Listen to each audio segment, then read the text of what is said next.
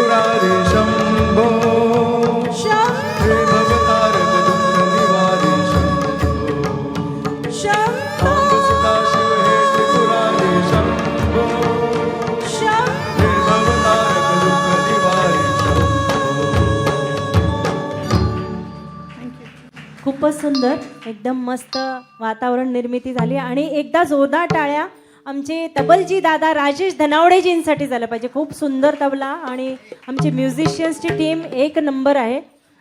खरंच आज खऱ्या अर्थाने आपण दिवाळी साजरी करत आहोत. उद्या दिवाळी आहे, पण सुरेल दिवाळी, जे सुरावली दीपावली ही खऱ्या अर्थाने आपण आज साजरी करत आहोत.